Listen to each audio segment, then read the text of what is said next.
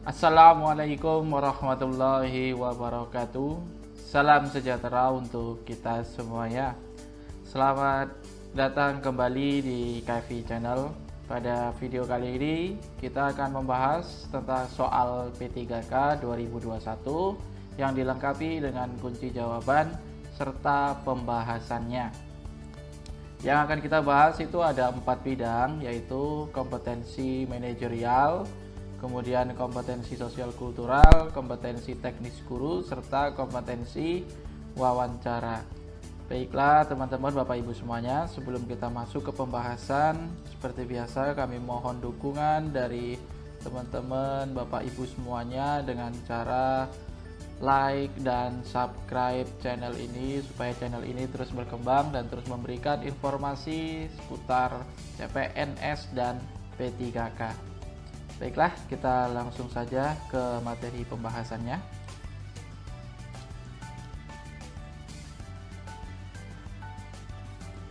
Yang akan kita bahas bidang pertama yaitu kompetensi manajerial.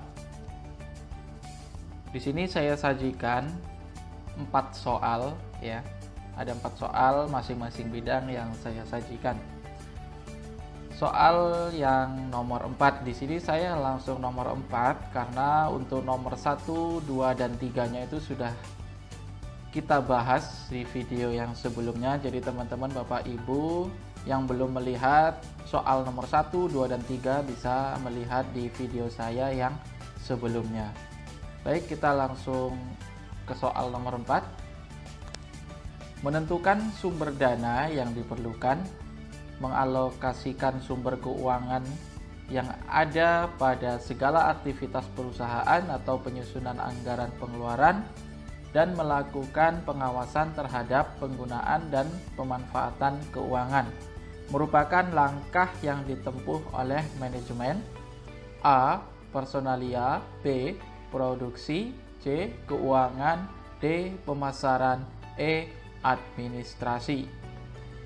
Pada soal ini kita akan langsung lihat jawabannya, kemudian setelah itu baru kita akan membahas. Kita lihat jawabannya. Jawabannya adalah keuangan, yaitu C. Bagaimana pembahasannya? Fungsi utama dari seorang manajer keuangan yaitu merencanakan, mencari, serta dapat memanfaatkan dana dengan berbagai cara dalam memaksimalkan daya guna dari operasi perusahaan.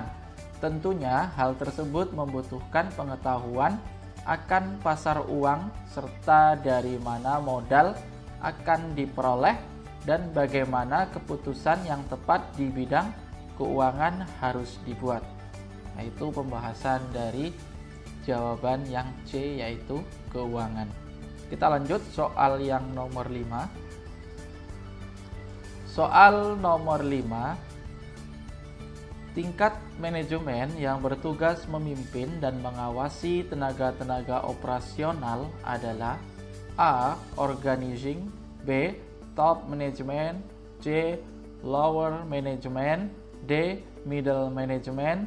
E. Personalia. Kita lihat jawabannya.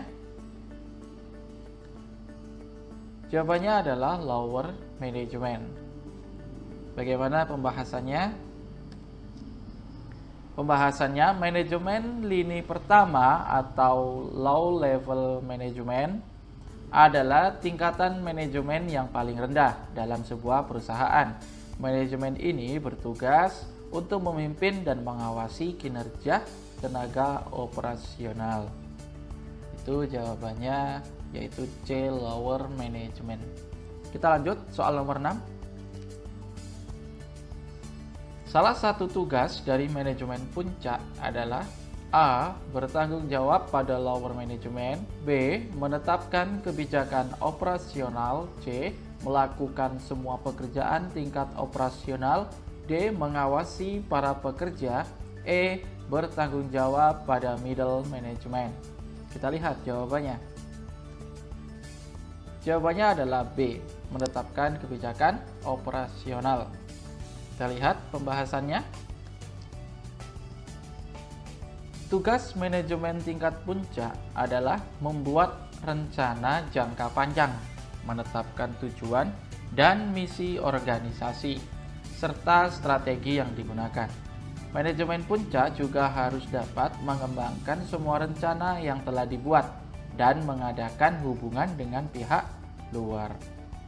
Kita lanjut soal nomor 7.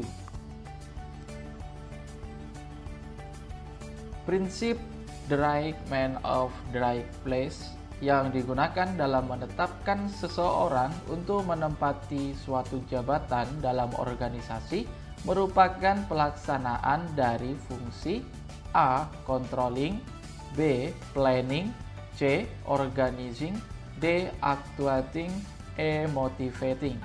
Kita lihat jawabannya. Jawabannya adalah organizing. Bagaimana pembahasannya? The right man of the right place merupakan salah satu kebaikan dari organisasi garis dan staf pada organisasi fungsional. Kita lanjut.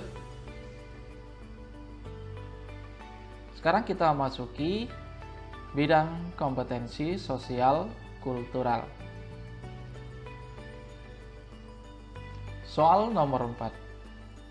Ketika banyak anggota tim kerja Anda yang berbeda agama dengan Anda, maka Anda akan A. Bersikap toleran dan menghormati mereka, B. Menjaga jarak dengan mereka, C. Waspada dalam bersikap, D. Khawatir jika ucapan Anda dapat menyinggung mereka, E. Meminta atasan untuk memindahkan Anda ke tim kerja yang lain saja. Kita lihat jawabannya. Jawabannya adalah A. Bersikap toleran dan menghormati mereka. Pembahasannya,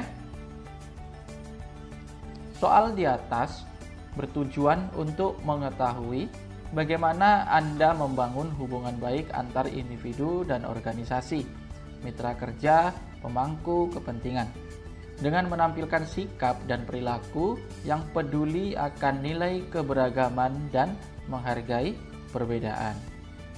Kita lanjut soal nomor 5. Saya diutus mengikuti suatu diklat. Oleh panitia penyelenggara, saya ditempatkan sekamar dengan orang yang tidak saya kenal, yang berasal dari kota lain. Sikap saya adalah A. Mengajukan keberatan tetapi akhirnya menerima aturan panitia, B.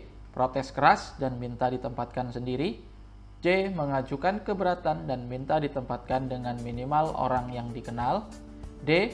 Menerima aturan panitia dan berusaha mengenal dan memahami teman sekamar, E. Menerima aturan panitia. Kita lihat jawabannya. Jawabannya adalah D. Menerima aturan panitia dan berusaha mengenal dan memahami teman sekamar. Bagaimana pembahasannya? Soal di atas bertujuan untuk mengetahui bagaimana sikap Anda dalam menghadapi perbedaan dengan bersikap tenang dan mampu mengendalikan emosi. Kita lanjut soal nomor 6. Anda ditugaskan oleh atasan Anda bekerja untuk beberapa minggu di luar daerah. Ternyata daerah tersebut mayoritas wanitanya berhijab, sedangkan Anda belum berhijab. Bagaimana Anda menyikapi hal tersebut? A. Tetap pada pendirian dan berpenampilan seperti biasa. B. Ikut memakai hijab dan melakukannya secara berkesinambungan. C. Ikut memakai hijab sebagai wujud penghargaan terhadap budaya daerah tersebut. D. Ikut memakai hijab walaupun Anda merasa risih untuk menghargai budaya daerah tersebut. E. Anda merasa belum pantas untuk berhijab, lebih baik hijab hati dulu. Kita lihat jawabannya. Jawabannya adalah C. Ikut memakai hijab sebagai wujud penghargaan terhadap budaya daerah tersebut. Kita lihat pembahasannya. Soal di atas bertujuan untuk mengetahui tingkat kepedulian Anda dan bagaimana Anda menghargai perbedaan dengan ikut memakai hijab untuk menghargai budaya daerah tersebut. Kita lanjut Soal nomor 7. Ketika Anda berjalan, Anda melihat dua kelompok pemuda. Kelompok yang satu mengolok-olok kelompok lainnya karena berbeda etnis. Apa yang Anda lakukan? A. Mengamati langkah mereka dan bersiap-siap melerai seandainya terjadi bentrokan. B. Menghampiri kelompok yang satu dan menasehati agar tidak mengolok-olok. C. Berusaha memberitahu kepada kelompok pemuda yang satu bahwa berbeda etnis itu bukan masalah. D. Menghampiri kedua kelompok dan mengatakan untuk apa saling mengolok, lebih baik berkenalan. E. Menghampiri kedua kelompok dan mengedukasi mereka tentang perbedaan. Kita lihat jawabannya. Jawabannya adalah E. Menghampiri kedua kelompok dan mengedukasi mereka tentang perbedaan. Bagaimana pembahasannya? Soal di atas bertujuan untuk mengetahui bagaimana sikap Anda ketika dihadapkan dengan perselisihan di sekitar lingkungan Anda. Alangkah baiknya Anda menjadi mediator penyelesaian konflik tersebut dengan mengedukasi kedua kelompok tersebut. Kita lanjut. Sekarang kita memasuki bidang kompetensi teknis guru.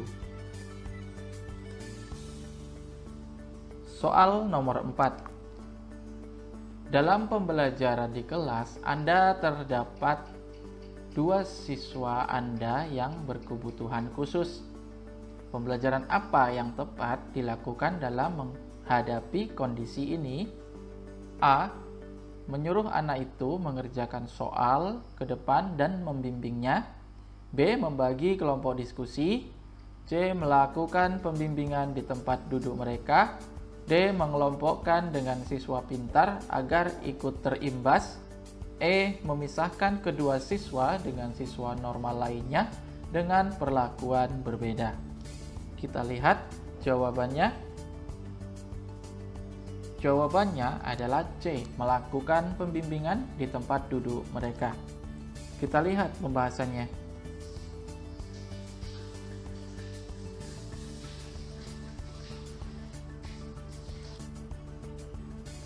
Penanganan anak berkebutuhan khusus. Yang pertama, perilaku anak berkebutuhan khusus kadang tidak terduga. Oleh karena itu, penting untuk mendahulukan keselamatan dan mengatur lingkungan agar nyaman secara fisik dan emosional. Kedua, menggunakan metode yang beragam untuk membuat anak mengerti dan menguasai kemampuan baru.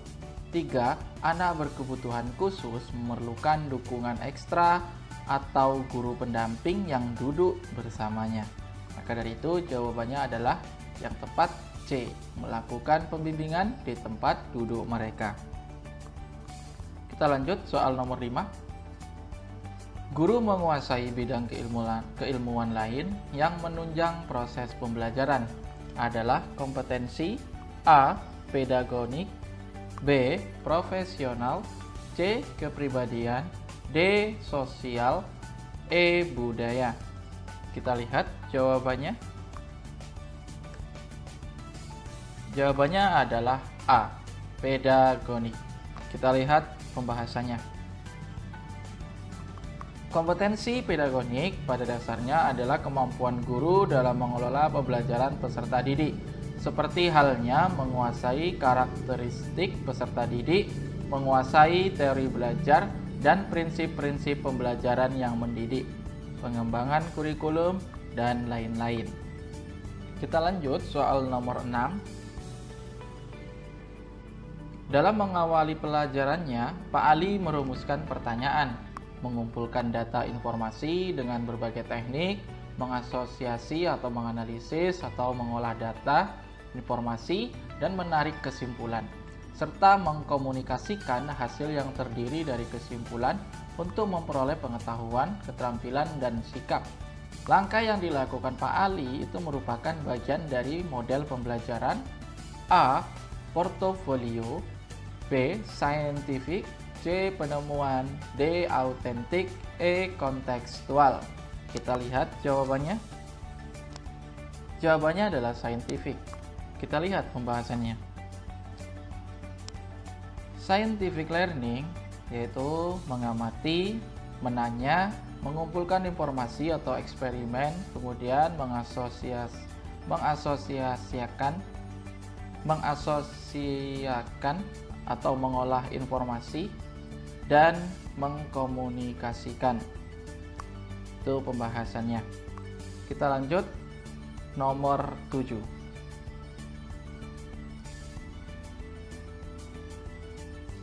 Penilaian yang dilakukan oleh seorang guru harus dapat menilai kemampuan siswa sesuai dengan tuntutan kurikulum dan meliputi berbagai aspek. Hal ini sesuai dengan prinsip A. Terbuka, B. Menyeluruh, C. Bermakna, D. Adil, E. Sahih. Kita lihat jawabannya. Jawabannya adalah menyeluruh. Kita lihat pembahasannya. Menyeluruh dan berkesinambungan berarti penilaian oleh pendidik mencakup semua aspek kompetensi dengan menggunakan berbagai teknik penilaian yang sesuai untuk memantau perkembangan kemampuan peserta didik. Kita lanjut. Sekarang kita memasuki bidang kompetensi wawancara. Soal nomor 4. Suatu ketika hasil pekerjaan yang sudah Anda kerjakan dengan susah payah dikritik tajam oleh kepala sekolah. Menghadapi kritikan tersebut, pernyataan paling mendekati reaksi Anda adalah A. Tidak membalas kritikan tersebut dan juga tidak melakukan perbaikan karena tidak ada gunanya. B. Tetap mempertahankan hasil pekerjaan saya dan berargumentasi dengan kepala sekolah. C. Menahan diri, mencermati kritikan tersebut untuk melakukan perbaikan. Kita lihat jawabannya. Jawabannya adalah C. Menahan diri, mencermati kritikan tersebut untuk melakukan perbaikan. Pembahasannya.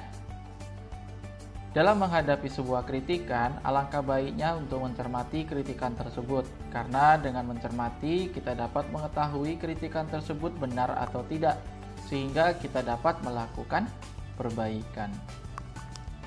Kita lanjut soal nomor 5. Di sekolah tempat Anda bekerja masih sering dijumpai beberapa siswa yang merokok di kamar mandi, padahal sekolah sudah memberikan tulisan peringatan serta aturan untuk tidak merokok dan tidak membawa rokok ke dalam area sekolah. Sebagai guru yang berkewajiban memberikan tauladan, berikan solusi atas permasalahan di atas. A. Saya akan lebih aktif dalam memperingatkan siswa-siswa yang kedapatan sering merokok di kamar mandi. B. Bersama seluruh komponen sekolah untuk memberikan contoh perilaku baik tidak merokok. C. Karena ada petugasnya masing-masing, yaitu guru BK, sebaiknya saya diam saja. Kita lihat jawabannya. Jawabannya adalah B. Bersama seluruh komponen sekolah untuk memberikan contoh perilaku baik tidak merokok. Pembahasannya.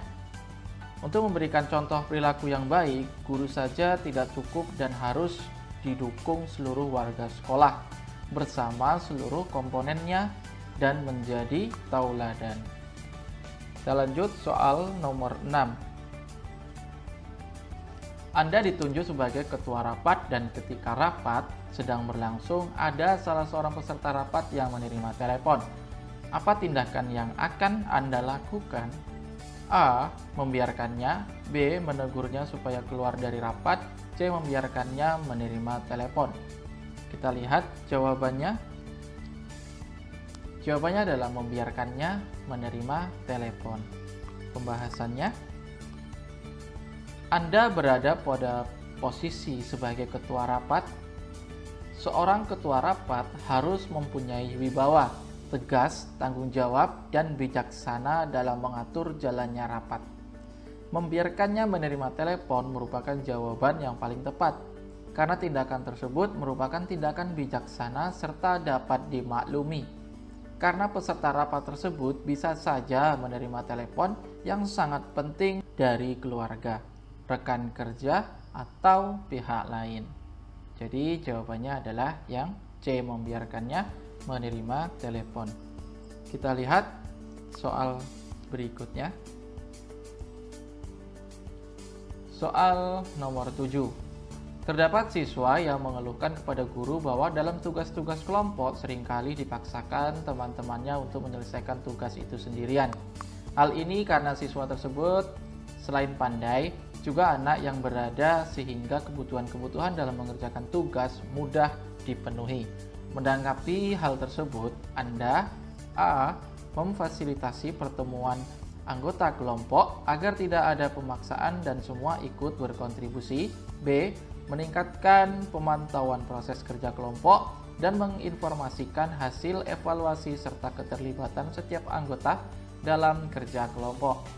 C. memberikan teguran kepada siswa-siswa yang enggan terlibat dalam kerja kelompok. Kita lihat jawabannya.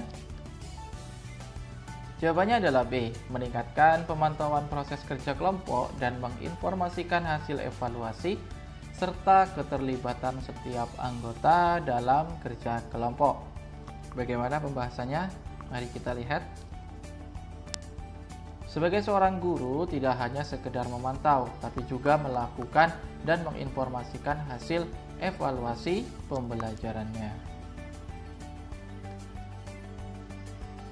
Baiklah teman-teman, Bapak Ibu semuanya, itulah tadi beberapa soal P3K 2021, yaitu dari bidang manajerial, sosial kultural, teknis guru, dan wawancara. Baiklah, jika Bapak Ibu suka dengan pembahasan ini, konten ini, video ini, silahkan di like dan di subscribe, kemudian share dan serta komentar di kolom komentar apa-apa saja yang perlu diperbaiki, ya apa-apa saja yang perlu dibahas dalam konten ini, dalam video ini. Baiklah, terima kasih kepada teman-teman Bapak Ibu semuanya sudah menonton video ini. Mudah-mudahan tahun ini adalah tahun rezeki buat kita semua untuk lulus ASN, baik itu CPNS maupun P3K 2021. Baiklah teman-teman Bapak Ibu semuanya, saya akhiri. Assalamualaikum warahmatullahi wabarakatuh.